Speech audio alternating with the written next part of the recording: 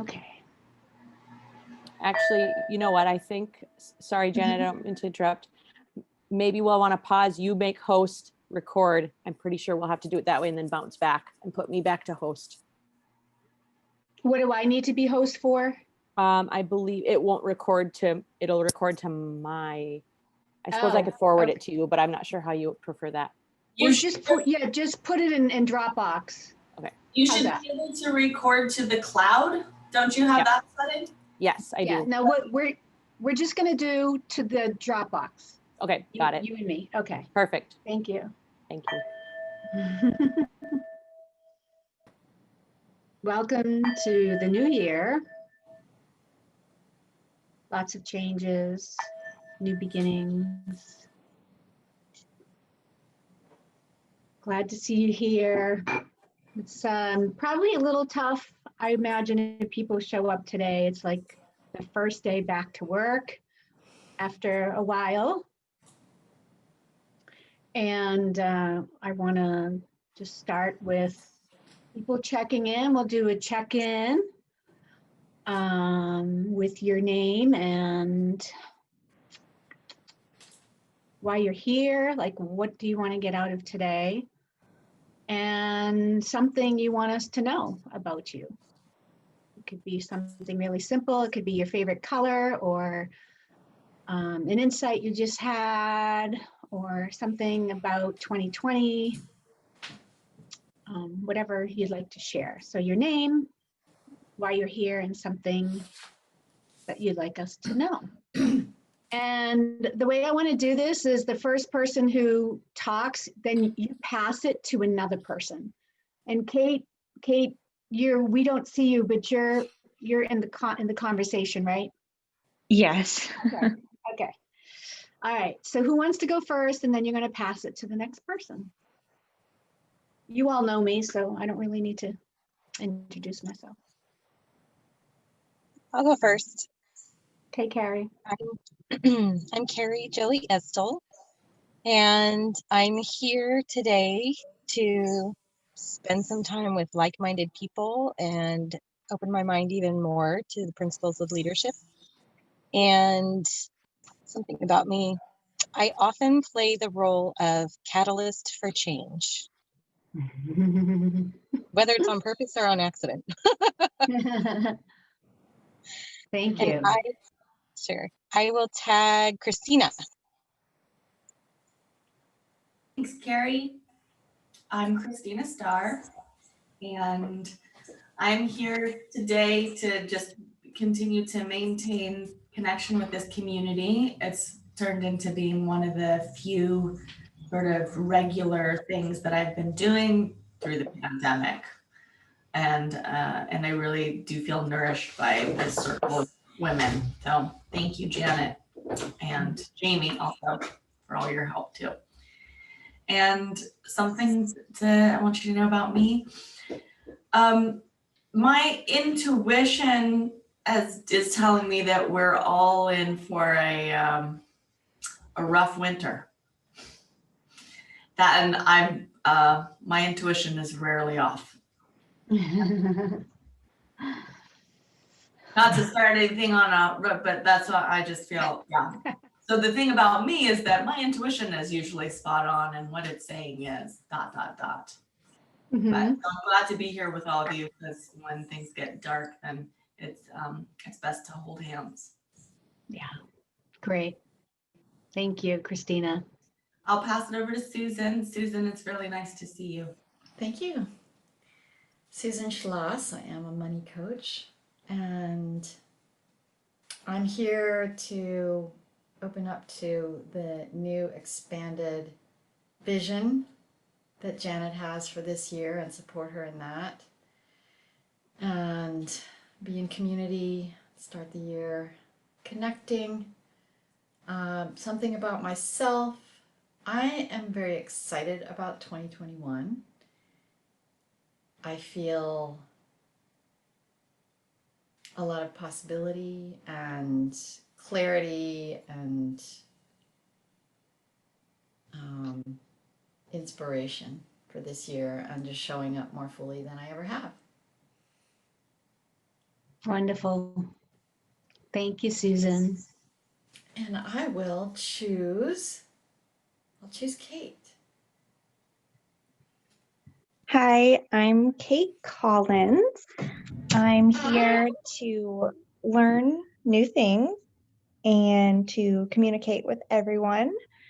Something about me, I'm a huge introvert. I find it very hard to talk in groups, so I'm working on that, and that's another reason why I'm here. Thank you, Kate. Thanks for being brave and showing up. Really appreciate you sharing that about yourself. So I will pass it to who has not talked. Donna? Have you Donna. talked? So hi, Donna. We're just saying our name, why we're here, and something really. Can you hear We me? can't hear you. Yes, Donna? we can hear you. Donna? She said she can't hear you. Okay. All right. That's not anything you can do anything about. Okay. Okay. Well, I'm gonna just start moving into some news and dialogue. So, hold on. Donna, can you hear us? No, okay. Can you just mute Donna for a moment? Okay, so I have an announcement to make. I'm probably gonna cry. Yep, there I go. Ah,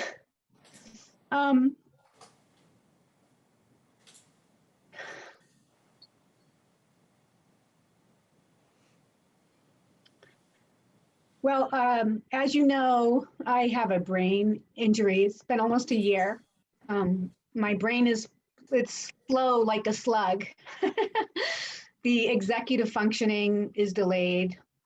And ironically, my brain is really out of sync with my heart's desires, like my passion, my heart's desires, my vision. It's really out of sync with all that. And the TBI, the traumatic brain injury, is, it's a time to further integrate and align with my soul and to take the time to create intentionally, to be creating intentionally.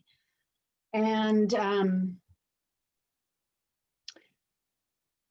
I have this whole new plan for ReThrival and moving into a new energy and a deeper understanding of culturally competent emotional intelligence. And my brain is not there. It's just not there. I can't force it. Every time I think about moving into the new energy and making it realized and being in action with all of you, I just get a really big no. It feels like sludge.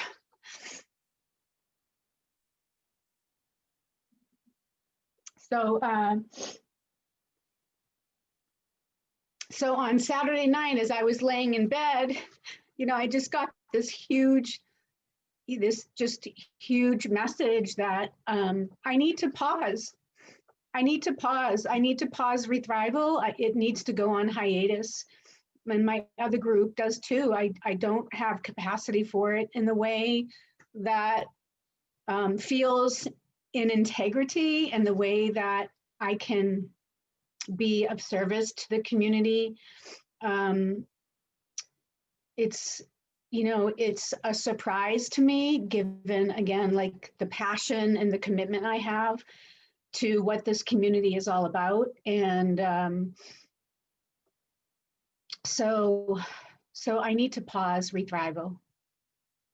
And I'm feeling awful, like Christina. I know you really, this is a new community for you, and it's nourishing. And Shelley, who isn't on here yet, she's new too, and many of you have been here for so long, and I just got to do what's right for, all of us, which is right for me first.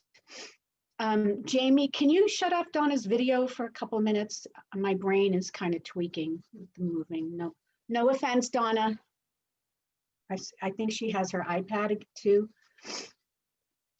Okay, thank you. So I'm not quitting ReThrival. I'm not abandoning you.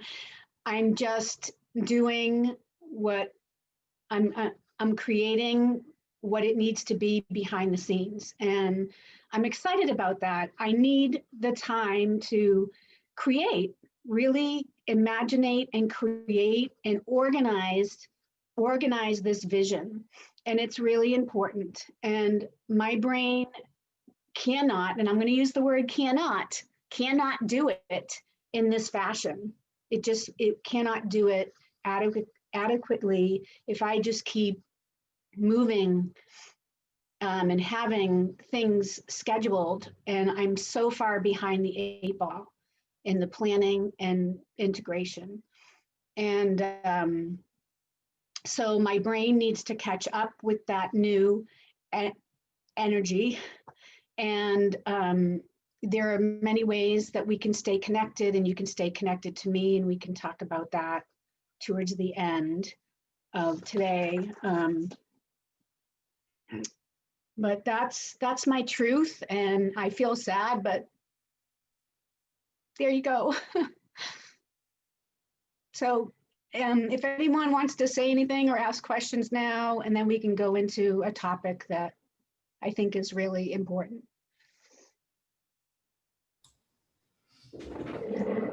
I wanted to respond to that and say that I feel your heart, and I feel how hard this was for you to do. And I want to recognize that, and also totally honor you taking care of yourself and knowing and learning what your limitations are. We're all limited, and when you have health things come up, it can be really hard. That's the biggest lesson that I've learned is how to feel all of the energy of the universe wanting to create through you while your body is just not able to do very much. Yeah, you know that well. I do. And so I know how hard it is to put things that you love on pause when your intuition says that you have to. So I want to recognize the strength, your soul strength to do that. Thank you. And also reiterate, that it is what's best for everything. If it's what's best for you, if it came from your deeper knowing. Yeah. Surprise, Saturday night in bed. Yeah. So I just I know I've been in similar situations. So I want to just say, I feel you. I know you. I love you. I support you. Thank you. And also while you were talking, I was feeling inspired to offer support and to offer to potentially help manage this during a pause so that it doesn't necessarily have to pause. I'm not sure what that would look like. I'm planting the seed. I know that when you were sick with, when you would first have this injury last year, some other folks took over.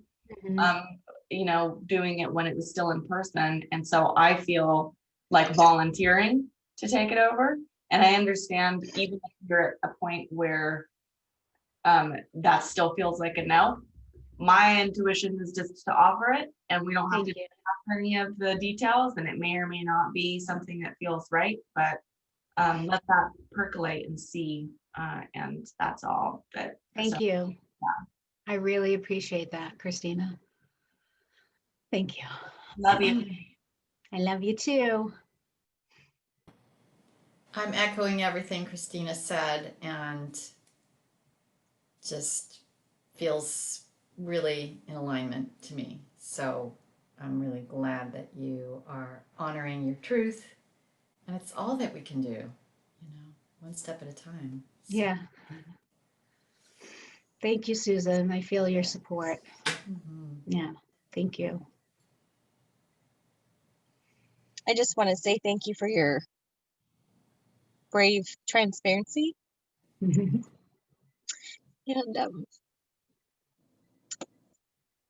also, congratulations on keeping this going all this last year.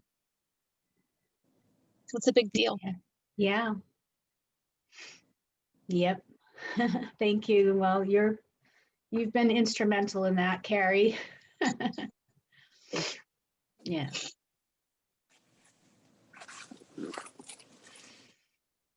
It's not goodbye. It's just see you later. See you soon. Pause and reset. Pause and reset. Thank you for your message, Donna. Mhm. I do feel your hug.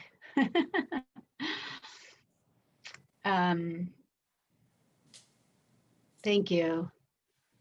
Ugh, I just, when I heard the message Saturday night and I honored it, I acquiesced. I just felt so much relief. Like I just felt so much more capacity and expansiveness and, the weight off my shoulder. And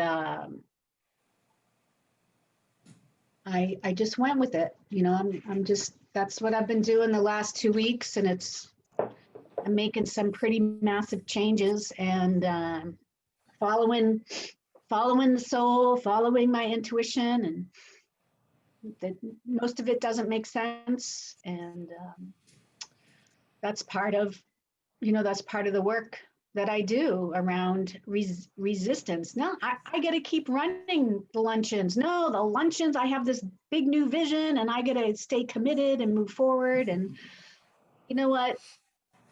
This is a time where breaking my commitment is not even breaking a commitment. It's above the commitment is honoring what's best for everybody. That's the commitment. And So, what was that? oh, I was just going to say that this is the path that's being shown to you to honor your commitment. Right? Yeah. It's like this is what needs to happen to get to where your vision is. Yeah. Yeah. Yeah.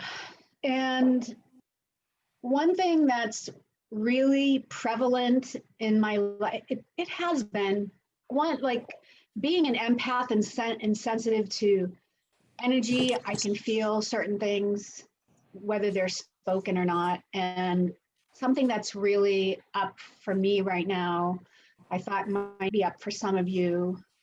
I wanted to offer a discussion around it, and we can even do some breakout rooms, or maybe not if it's only the small group. So we'll see. The topic of the 3 R's. Is anyone familiar with the 3 R's?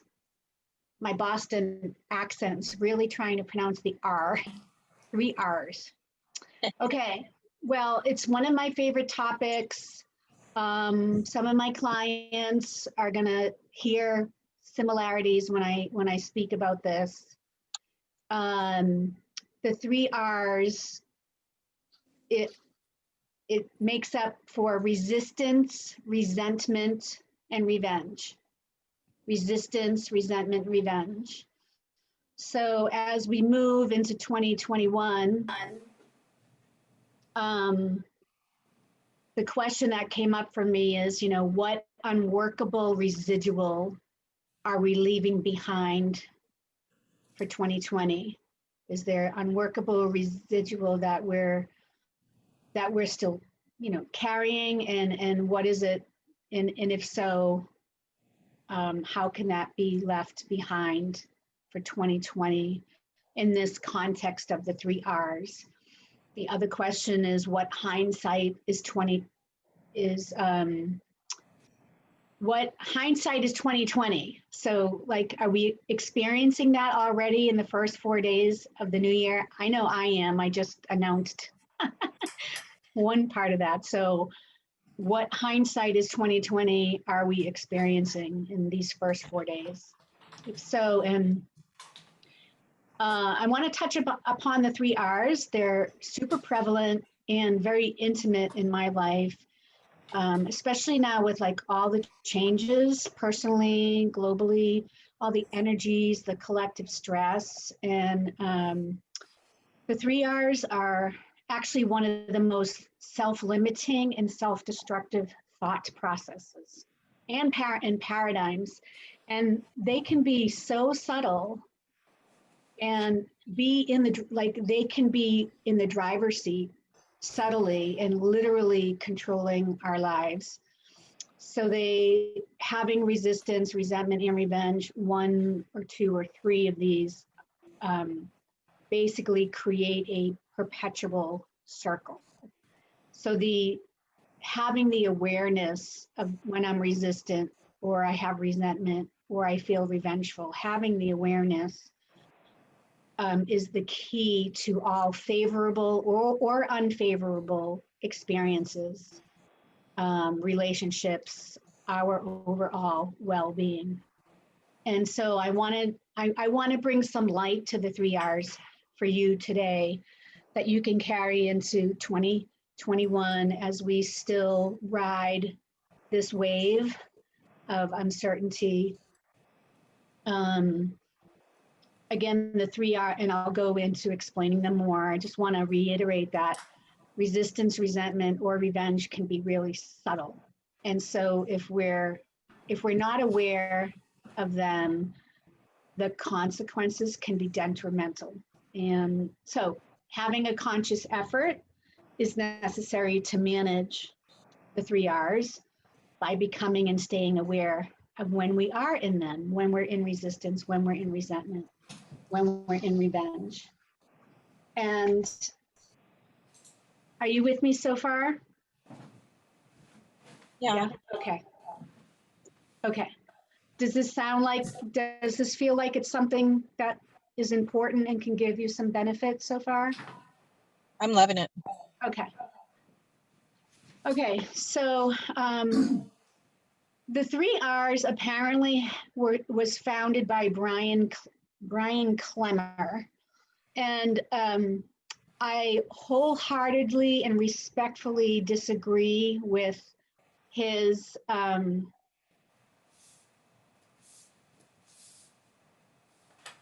the order. So he says resentment is first and resistance is second and revenge is third. And I say that resistance is first, resentment is second, and revenge is third. So I'm gonna talk to you where we start with resistance, then we go into resentment, and then we go into revenge.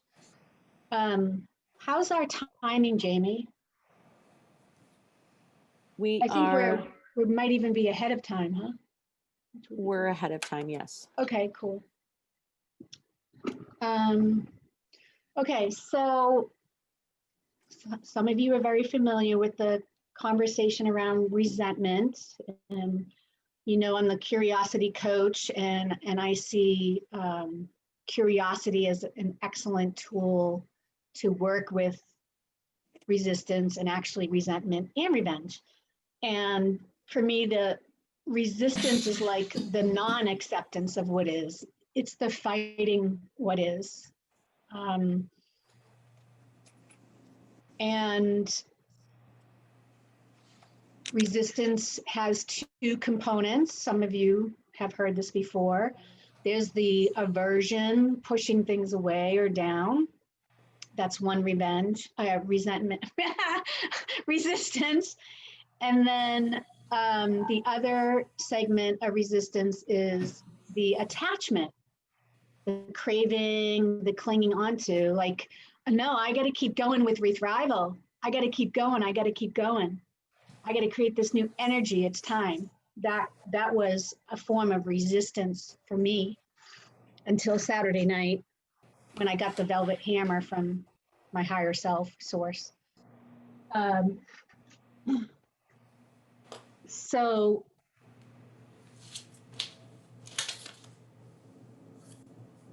hang on a second. Okay, and then resentment is the, well, I want to say one more thing about resistance resistance. So it's emotional. It's an emotional feeling experience. And resistance, I want to note this because I'm actually experiencing it right now, post-traumatic stress. So I get that I'm in resistance sometimes if I'm in post-traumatic stress, if I'm having a trauma response. So that's another conversation, but I do want to make note of that. And then there's resentment. The second of the 3 R's is resentment. So resentment really looks like an emotional reaction to what we think has been said or done. It can look like having to be right. It can look like bait and switch behavior, martyrdom, snarky comments, gaslighting. Brian gives some examples here of your child talking back to you, someone cutting you off in traffic, although I think that's revenge.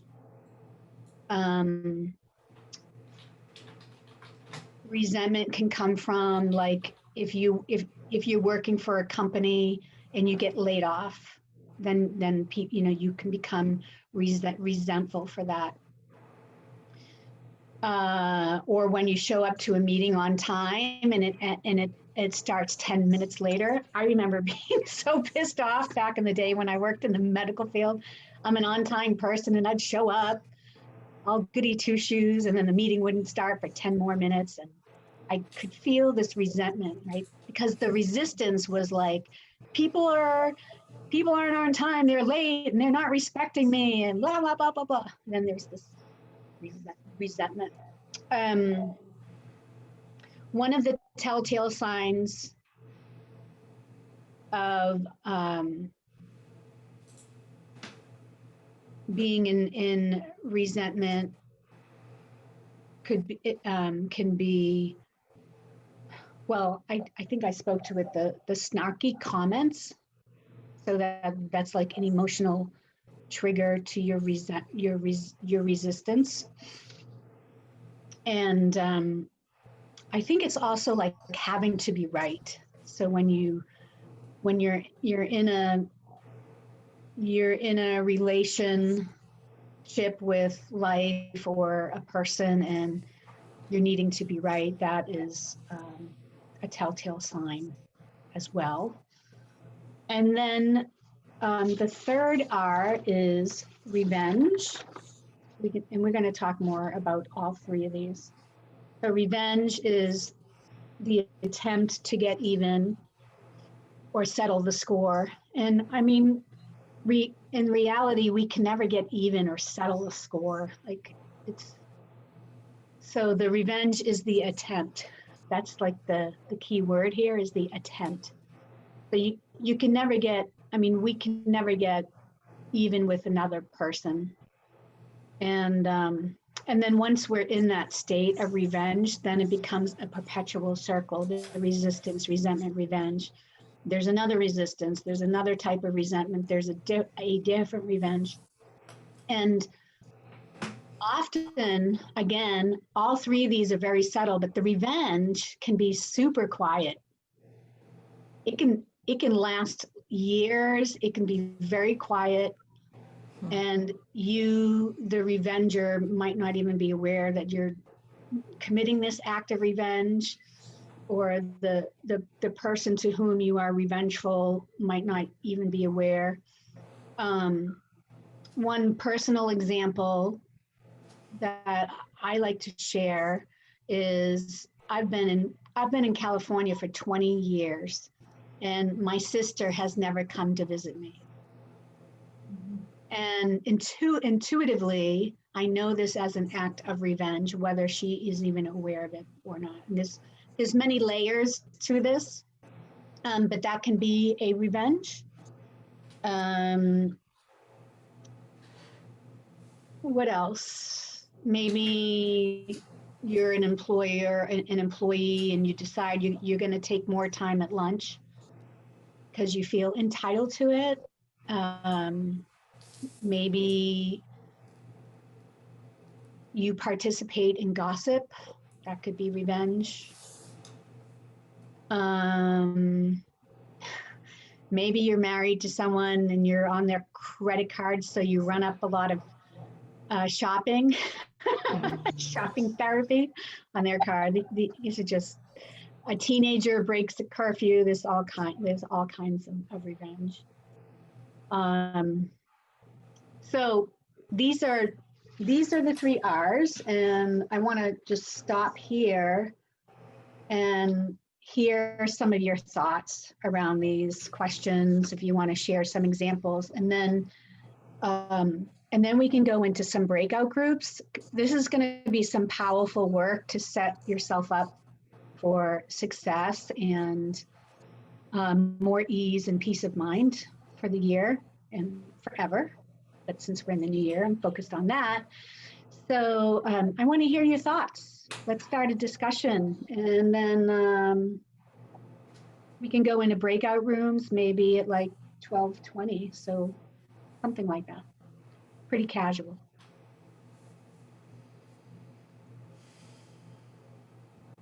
Any thoughts? Yeah, I like this topic here. You guys hear me okay? Yeah. Okay. Mm-hmm. With resentment, I've spent a lot of time sort of reflecting on and feeling into what resentment feels like the source of it. I like to try to get to the very fundamental, which takes me more into the energetics.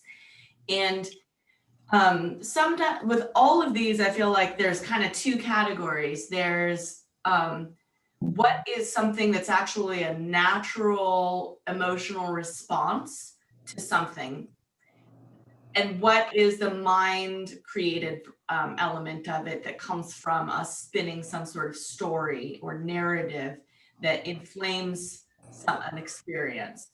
Yeah. Very, very small or almost non-existent, but it's about our, like you mentioned, your sense of righteousness that happens to be right, is it spins off some level of resentment, whereas a natural resentment comes, in my experience, from there being a non-reciprocity. Mm-hmm. When there's any sort of relationship dynamic, whether it's professional, you with your work, you with the world, you with your friends, you with your lover, that where you've given more than you've received over some period of time. Mm-hmm. Yeah. So whenever I start to feel any sort of resentment, I look at the dynamic and I go, what's going on here? Is there any sort of story that I'm telling about this? And if not, then what is where's the non-reciprocity happening? Mm-hmm. And how can I take responsibility for that too? Right? Because I am always agreeing to be in a relationship, and if I'm giving more than I'm receiving, that's like, it's a complex thing, but it's me giving more than I'm receiving, right? And yeah, it's choice. So there's something where it's like, to me, there's a truth, a kernel of truth in all of these that can point to something being out of balance. And love it. With resentment, that's what hits for me, is that what's out of balance is exchange, like a balanced exchange. And when there's a sense of sort of, yeah. Beautiful example, Christina. Something I'm going through right now with somebody in my life, and you so eloquently described. And it's really, and this goes towards, accountability, the principle that I am the source. This really goes right to this principles of, okay, well, I'm feeling imbalanced, or I have a story that there's imbalance. So let's look at me first. What's there? And it's not criticizing yourself. It's not analyzing. It's like energetically is really important. And then what can I do? How can I be? What can I do to change it up. And of course, the other person has got to be on board to balance the imbalance, and sometimes they're not. Yeah, it's really interesting too, because even like the symptom of snarky comments, I noticed that is one of the primary indicators. If thoughts in my head are having a conversation where I'm being snarky towards the person, then I'm like, okay, that is like resentment. There's clearly, it's like, I've got this thing, because I tend to not, like, I have a good sense of discipline where I am intentional about how I communicate. So I notice, but I let my mind rip, like go do whatever it wants, so that I observe that as an indication of what is happening in my emotional life and what may or may not need to be resolved. So if there's snarky comments happening, then I'm like, okay, something needs to change here in my dynamic, and maybe we even need to have a conversation about it, where I don't say those snarky comments, but I get to the heart of it, you know? Yeah, beautiful. Thank you. Thank you. Thank you. Comments, questions on that?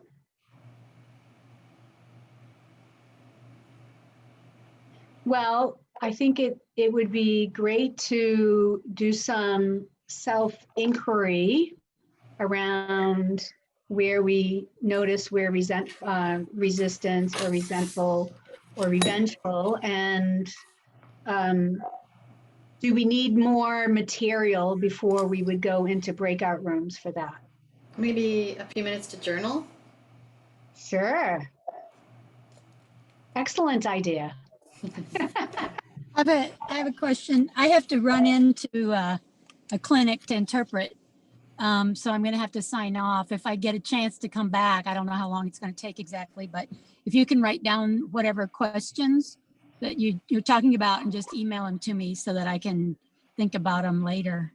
Yeah, and we can work on it in our next session too. Okay, that sounds good. And Happy New Year to you all, and we'll see you whenever Thanks, ReThrival Donna. starts Happy again. New Year, Thanks for Donna. the interpreting work you're doing. Yeah, Thank I you. figure I hated to have it conflict with this again, but there's so few work opportunities right now. I kind of have to take it. So Yeah, anyway, good to see your cheers, you face. all. Bye-bye.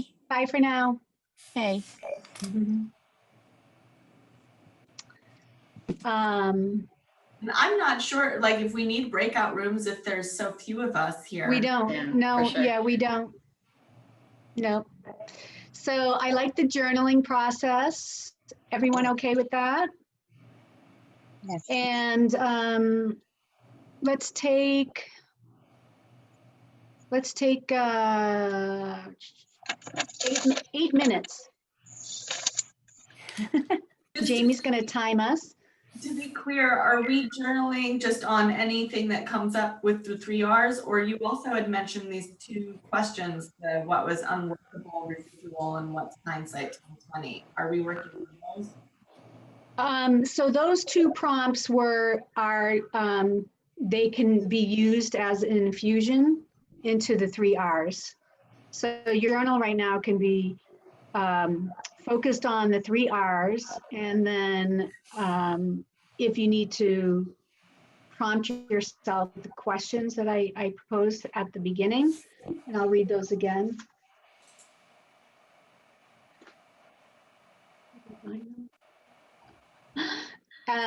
Okay, so what unworkable residuals are we leaving behind for 2020? So maybe we have some unworkable residuals right now, which most likely are connected to resentment or revenge or resistance. The other prompt is what hindsight is 2020 am I experiencing? Am I experiencing any hindsight is 2020 in the first 4 days of 2021? And my example was Saturday night, getting the clear answer about ReThrival.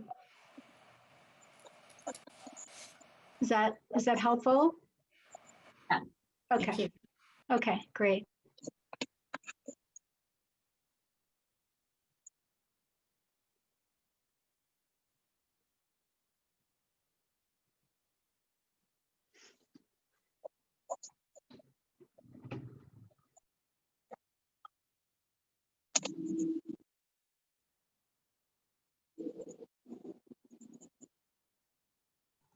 We have 1 minute left.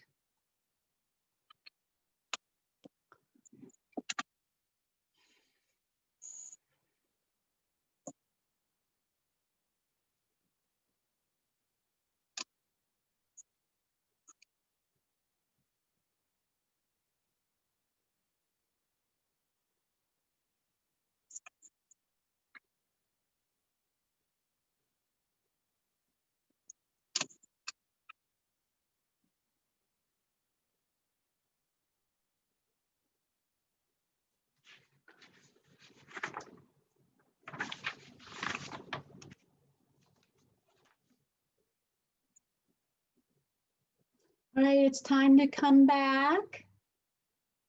Unless the majority thinks they need more time, we can give a couple more minutes. Good?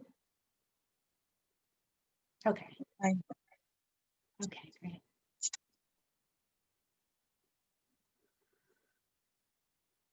Yeah, I haven't heard from the other people. Well, Monique's power went out.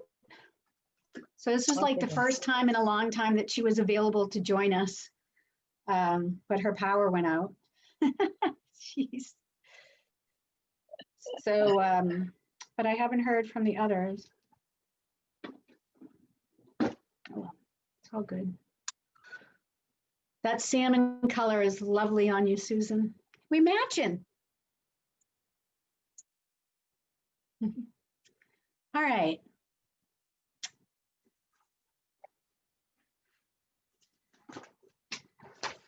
So,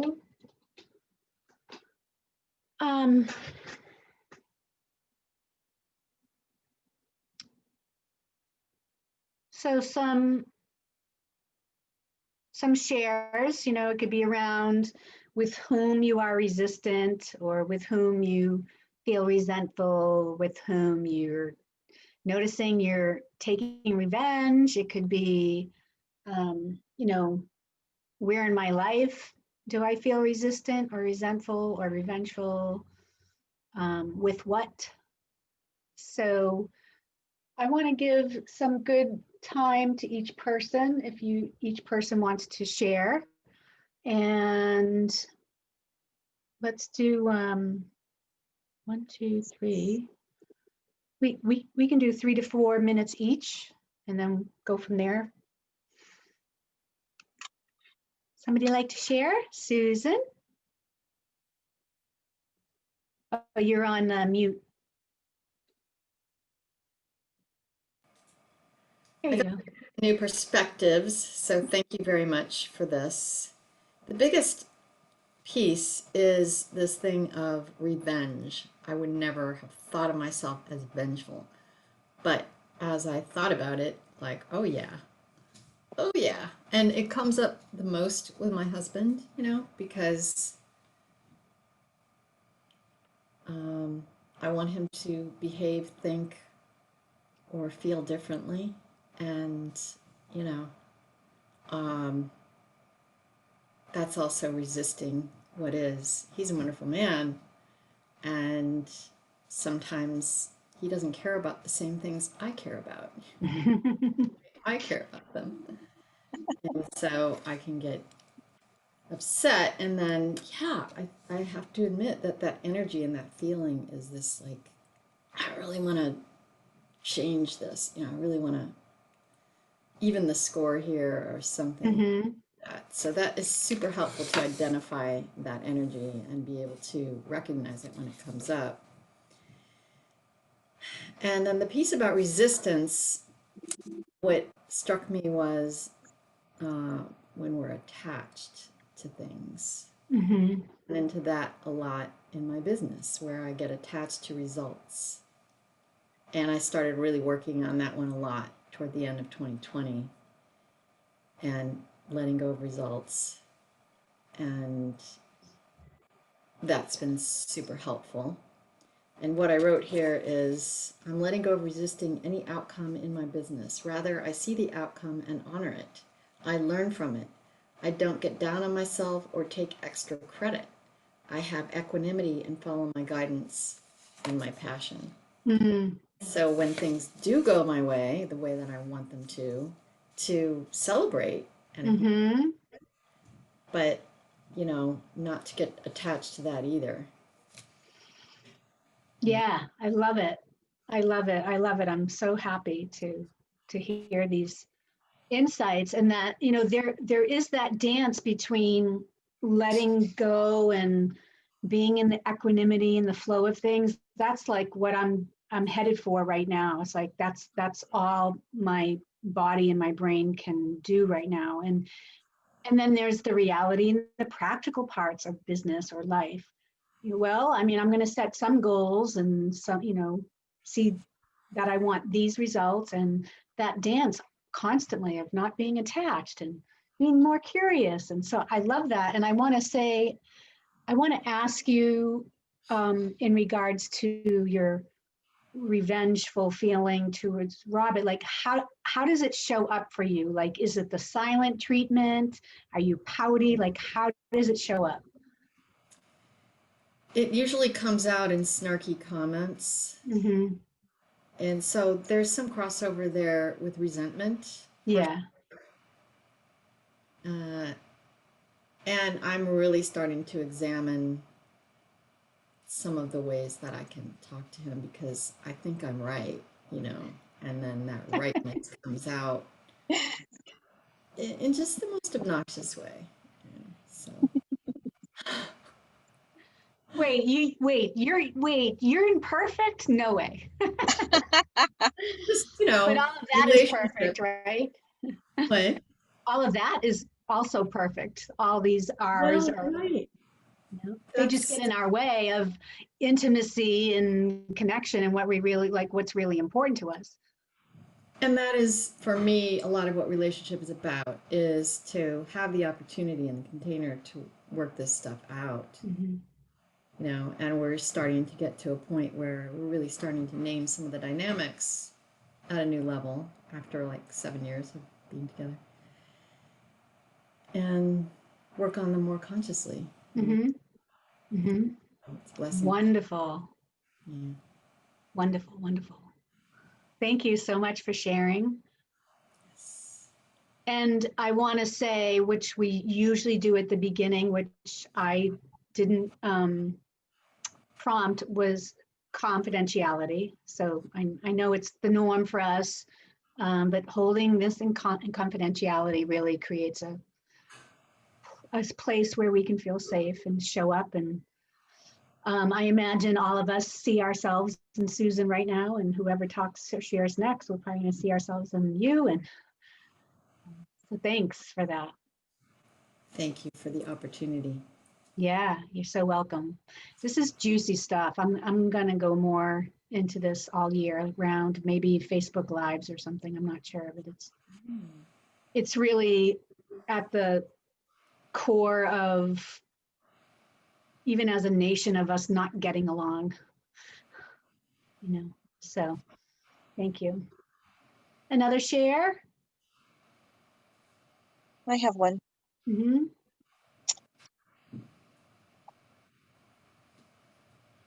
I didn't expect this, but tears came on a little bit. So my constant right here in my face, right now, of course, is my parenting experience with William. I have this unique opportunity to compare my parenting now with my parenting 20 years ago and 10 years ago. I had not looked at parenting through this lens before. And when we got to the revenge part, I immediately knew where I have exhibited it with William. Like, it just came that fast. So the type of parenting that I saw growing up was very controlling, and our responses were even controlled, with fear tactics. And I'm doing something completely different with William. I am consciously allowing him to express all of his feelings and all of his thoughts, and providing a safe space for him to do that. And especially when he's hit a new development stage for about a week or two, usually, it just gets too much for me. And I don't recognize the resistance when it happens. And I don't recognize the resentment when it comes. And then my revenge ends up being this overreacting consequence that I dish out just to get him to stop. Like, I just want him to stop. I just can't handle this anymore, even if it's only been 30 seconds. And so I really connected with, and I saw an overlap too between the resentment and the revenge. I really connected with this revenge piece being an action that's being taken. It's an action, to settle the score. It's further than just to get somebody to stop. If we just need someone to just stop, there might be a place for that. But this is actually like, this finality of like, I never want to deal with this again. So I'm going to like really hit him hard, and I know where it comes from. I'm recognizing and seeing it from my childhood. And so I'm feeling a lot more equipped. I feel like maybe for myself, I think that I feel more ready for the next time this happens. I'll recognize, oh, this is the resistance. I may hear resentment even coming from him. And when I hear that, I've got the option to choose a different course with him, even so it doesn't even, get to the next stage for me. Yeah. Beautiful. And I really want to point out to all of us, Carrie talking about how she was not even aware of her resistance or resentment. And, the work that I do is a lot of the work we do together, I do with my clients, is on resentment and using the curiosity and the camera to work with that resistance and resentment, or before it even goes to resentment. So it just shows you that there are levels of mastery that we can get to with just the topic of resentment. And the more aware we become of the resentment, the less we go into the other R's. And so good. Well, I'm glad we get some private sessions, so we can go a little deeper. Maybe this is interesting. So I love that. I really appreciate that. What you did notice was your revenge. Because there wasn't the awareness of the resistance or the resentment, and you noticed the revenge. And by the way, I think your parenting skills are amazing. I've got to witness over 3 years. And there's always room for improvement, right? For mastery. Good. Thank you. Any comments on Carrie's? Or questions? I actually was wondering, you mentioned sort of trying to impose a sort of pattern interrupt before it gets to the point of like acting out in revenge. And I'm curious if you have any idea right now more of what that strategy is. How do you recognize what is the thing? What's your interrupt? What's your strategy? So this most often occurs when he is doing something that in my childhood would have been considered talking back. And I'm aware, and I have been aware, that he is not always talking back. He's just being honest. And he's 4. So he doesn't always have the fine tuning of, good manners. He's not always to the stage where I would appreciate his communication style. So that's, I guess this is actually kind of part of it, is recognizing that that thought in my mind, that's my first hint of resistance. I don't like how he said that. And that's That's your not, story, right? yeah, like, that's not how you talk to me. That's, and these are things that were said to me and my siblings, when we were younger. So this is definitely some conditioned behavior, that's going on in my head here. So even just having that awareness at that level, that's going to be huge. And recognizing that, off the top of my head, I think for me right now, the easiest thing will be posing a question to him. Yeah. Yeah. Asking him. Intention sometimes is a little bit big word for him. I can ask him, what is it that you really want with this? What do you want me to do? What do you expect? What do you What do and you he can need? kind of understand questions like that, and we can have a conversation. And that tends to diffuse things when I'm, I call it on my game. That works with most everyone, not just the kids, right? It's like that curiosity. Ask a question to have that person pause and start to do a little bit of exploration in here. Mhm. That right there can diffuse. And Yeah. As you pointed to, it's that, when you recognize the thought or the story that's creating your resistance. Of course, there's always the neutrality practice. Right. And that Yeah. will help you diffuse right then and there and not go into the resentment or the revenge. Yeah. But So, we have conditioning to deal with too. yeah. So even just pausing there, being aware of the resistance, and and then asking the question. And it might take me a couple of seconds to even think of a proper question. A quick example. Last week, I just bought him a journal, and we're going through it. It's for, little kids, age appropriate for him. And it's about growth mindset. It's really emotional intelligence.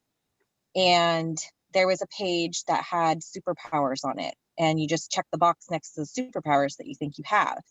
Well, he's used to Minecraft and Spider-Man and Wonder Woman. And so when I started reading these, they were kindness and service to others. And he was like, those aren't superpowers. He had, I consider it almost a somatic reaction to it. He laid down flat, like face down in his bed, and would not continue. He was just completely disturbed. Resistant. Yeah. Wow. And I sat there, and I immediately had this is not how you behave when we're doing this. Like that, that was where I went immediately. Like, and I think it helped that I had the journal in my hand. So I just sat there for a minute and just looked at him, and he's just laying there face down in his bed because it was nighttime. And I thought, so I started asking myself, what's going on here? What's he reacting to? I don't even understand. What is this?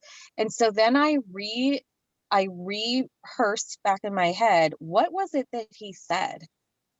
He said, these aren't superpowers. And so I asked him, are you surprised? Were these different than you were thinking when I said superpowers? Did you think they were going to be something else? And he sat up in bed and he said, yes. There you go. He had an expectation. He did. And it was disappointed, and he was disappointed, and he just didn't know how to handle it in a calm way at the moment. So we didn't continue at that page, but we did process through it without any further crazy.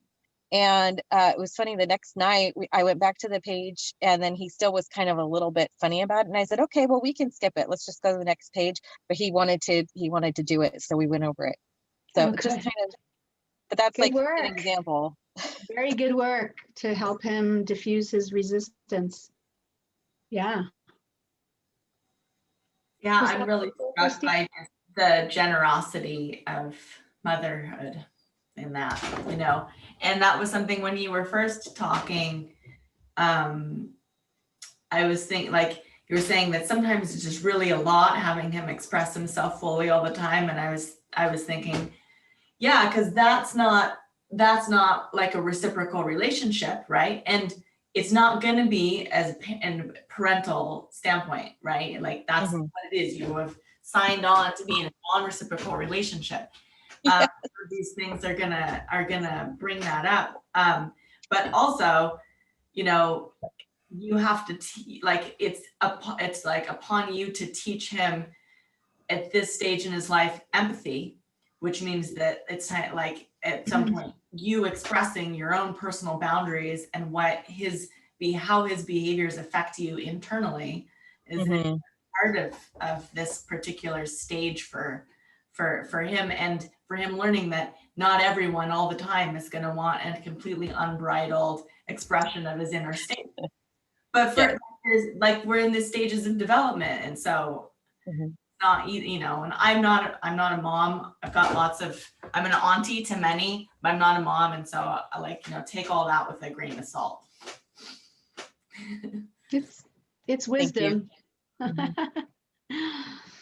What was coming up for me around that conversation was tuning into the emotional content, and you did that. You know, were you surprised? Or Mhm. a lot of times it's probably anger that you're, you know, just asking, Mhm. how are you feeling right now? Yeah. But well done. Yep. And then Proud of you, Carrie. there's an educational piece there. It's like, yeah, these are a different kind of superpower. Yeah. And he, you know, he's been responsive. It was just that incident really of surprise. It's Yeah. not what he expected. Kids are Mm. so pure in their emotions. It's just Yeah. so cool. Yeah. Just for context, in case you don't know, Carrie has two daughters that are like 18 and 20 or something right now. So 20 and 21. okay, they're growing fast. So when she was explaining in the beginning, I'm not sure that you said that, so I wanted people to understand that now you have a 4-year-old, and when you were saying that you were comparing to before. Yeah. Yeah, great. Hmm. Christina, you have a share? Sure. Let's see.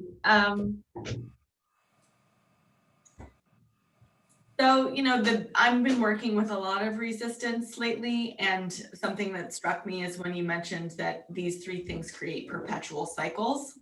You know, like they're like eddies, they're grooves that get caught in, and they perpetuate themselves. And so I've been really sitting with and exploring my resistance to sort of re-engaging in a more public way, basically. Like, but you know, there's a lot of trauma in my system because I have a like chronic health issue which comes in flares, and so periodically throughout my life, I become incapacitated and have to give up my career, often my home, some element of my community, and all my physical prowess and capacity to participate with life, you know, Sounds familiar. and have to do this and then go through a healing process and then rebuild everything. And this has happened multiple times, starting when I was a teenager in high school. And so there's a lot of like trauma in my system from that, because I understand the effort that it takes to rebuild. And then every time there's loss, that loss is hard. And so right now I'm at the state where I am maybe like 70% through a rebuild from the last collapse.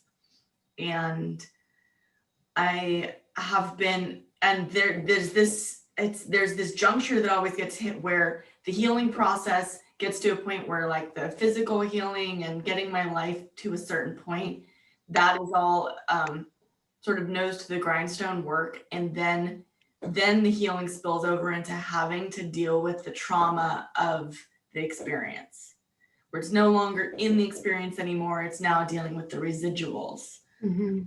experience and the effect that that has on my nervous system, and sort of unwinding that. And this one in particular has been especially hard to break out of, and I keep getting sucked back into this cycle of that's fear driven, and it's partly just it's hard for, I'm not fully in contact with my my motivation, that like finding something like because there's this, given the past, there's a very good likelihood that whatever I build back up again, I'll lose again. Like I get it for some unknown amount of years, you know, maybe it'll be like 2 years, maybe it'll be 7 years. I've never gone more than 7 years without, you know, a big collapse. So it's like, it's hard to just convince myself that it's worth it. It's worth the effort to like put myself out there again, do it all again. Like, and so I just keep kind of like getting to a point where I'll psych myself up and start to take a couple actions, and within like a week or two, I'm back in my shell. So that's been my cycle for like the second half of 2020, and it's pretty real when that it's like, it's this aversion. It's aversion in the form of fear that's related to trauma. And then there's a little bit of attachment to living a life that doesn't involve any accountabilities. There's always usually that. There's like, there's benefits that I get from being sick. And I'm always I pay attention to those, because there has to be a point of recognition of that. And then saying, okay, but the benefit, like the cost you put in here, like what was the price of the resistance? Yeah. That the cost benefit sort of spills in one direction, where it's like, this is not like the freedom of not having accountability and the capacity to just focus on myself. There's an allure to that. And I've been in that state for a while, and spilling over into being able to be of service and being very visible with that has a lot of benefits, like a lot of benefits too. And it's just being in a tough spot with that. And it would be something that it is an unworkable residual, and I would like to leave it behind. And I've signed up for some external supports, because I think that the thing that's missing this year was having community to help pull me out. Because usually I'll commit to some sort of program that then in community helps pull you out. And that's what's missing this time, is I don't have a partner either in a professional sphere or like in my life. I don't have connection to any sort of organized community or spiritual community where I can have the support of my Sangha right now. And I've never been able, in all of the past times I've pulled myself out, I had one or the other, or more than one of those. So, you know, it's just, life doesn't feel as consequential when I'm just sitting in my house day in and day out, and everybody else is too. And I'm like, well, this is not, and now everybody knows what my life has been like for the last couple of years. You know, so yeah, I know you get it, Janet. Thank you so much for articulating your inner landscape there.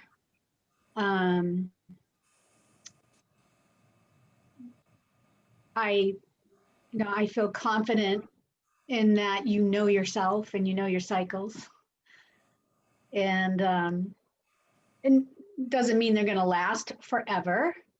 And I see you asking this question, like, and I wrote it in the chat, like, what price will I pay if I stay in resistance? And knowing, so I know you because you were leading programs like I was still sick and came into your programs because I needed that nourishment and that community and that spiritual growth. And I think you're absolutely impeccable and amazing at delivering teachings and programs, and everybody benefits from your service. And I want you to know that when you're ready, and even now as you get ready, I'm right there with you. Like I'm your partner. However, we need to be partners, and just you do a great job, I think, at honoring your rhythms. And seems like you're in this period of like, okay, am I just in the allure of not having a lot of accountability? So that there's your dance. Susan, were you going to say something? Yeah, I just really appreciate your honesty and sharing all that with us.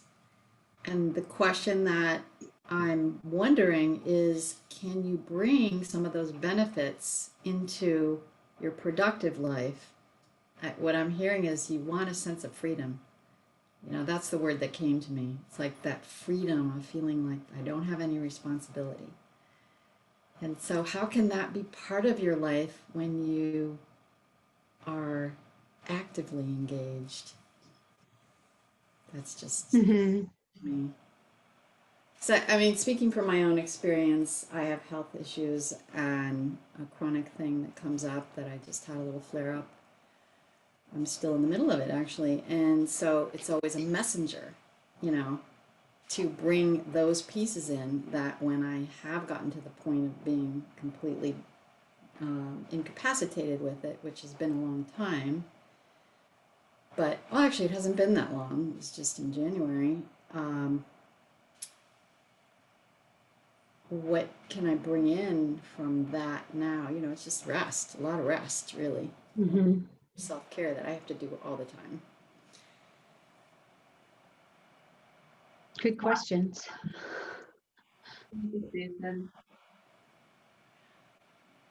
Yeah, the last time I came out of this was when I first met you. Susan and I were in yoga teacher training a decade ago together. And that was, I was coming out of a pretty dark and difficult time at that point. And was able to sort of build my life creating these programs over the next couple of years where I did have freedom. And it came with, like, everything came with this sense of joy and lightness. But I also had a different sense of discipline and motivation. Each time there's something different and challenging about each one of these, because I'll be at a different phase of life. And what's different right now is, like, I'm on the cusp of 40, and this illness, for the most part, has cost me the capacity to partner and have a family. And so 10 years ago, I was looking forward to being able to rebuild a certain life and had a sense of hope of what that life could look like. And now I have to, or I use the word have to, I always check myself if I do that. Now those beliefs are not there anymore. And so I'm looking to find a new source of hope, I guess. There's difficulty with being a woman. Just at the core of my biology and my heart space wants to just be devoted to serving and loving other people and a family. And so trying to shift that, to find something to look forward to other than a career. You know, it's just, I'm not a man. I don't get it up for just like projects ad nauseum. And so,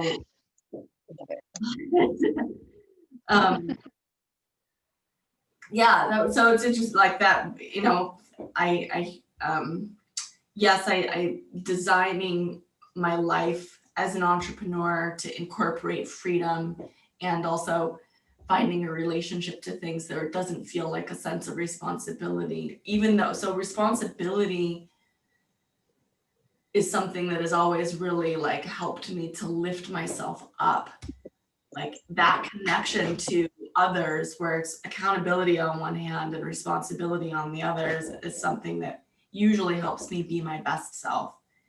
And it's the fear of letting people down, which I've had to do so many times, that it gives me enough pause to just step into a sense of procrastination of like, I can just like trust the process that it'll eventually kind of spit me out. But I'm also aware that I could literally stay in this spiral forever if I, for the rest of this life at least.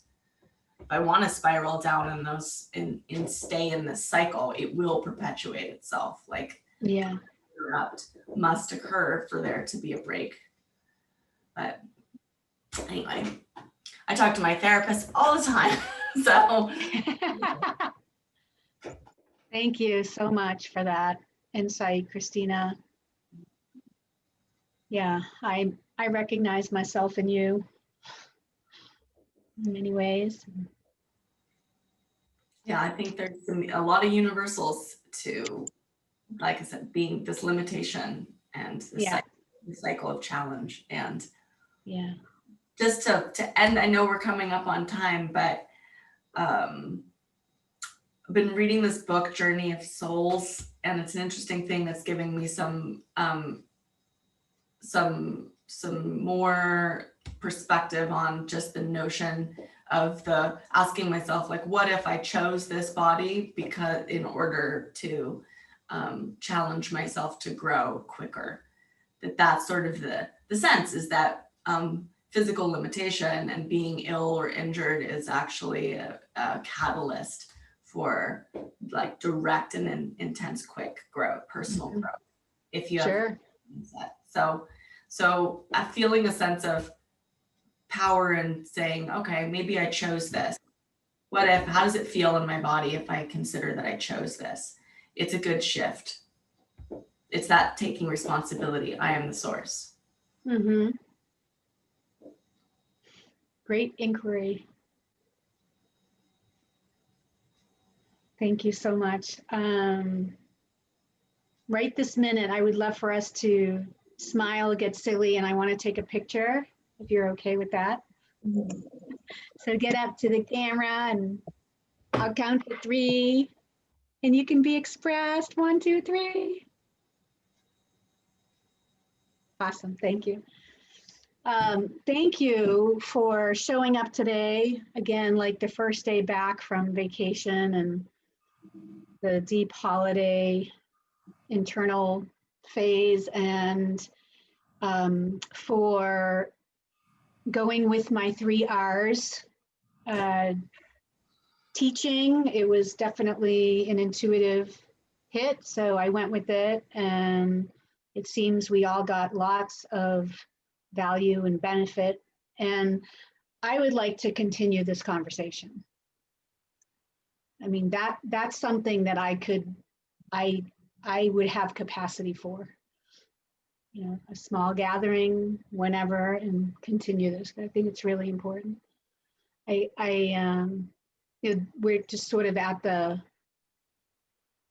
We're just sort of at like one layer right now with the 3 R's.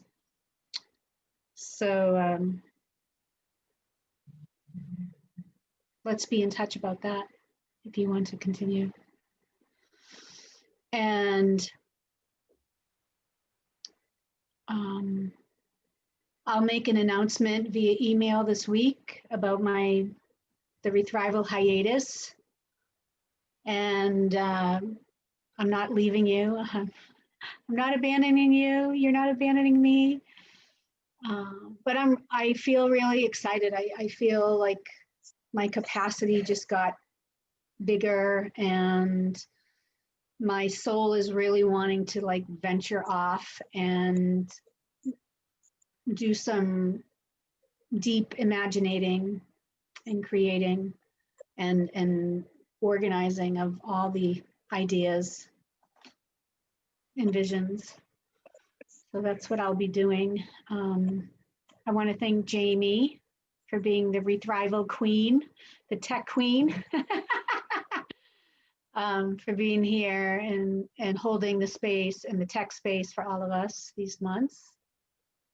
Thank you. And for those, so Carrie, you're a ReThrival member, so I'll be in touch with the members about that. Yours might be expiring soon, and Susan, obviously, if there are members who still want to use you for what they have now, you know, would that be okay? We can talk about that. And That's fine.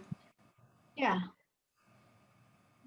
So thanks for showing up and for your compassion and empathy with my decision. Are there any last minute words or comments that you'd like to share before we officially close out with the bell? Thank you, everyone, for your soulful honesty. Thank you. Yeah. Juicy conversation. Yeah. Yeah, you all showed up like amazingly today. Amazingly. And very nourishing. So until the next time, stay curious. Love you. Love you too, Janet. Everybody. All right. Bye for now. Bye. Bye.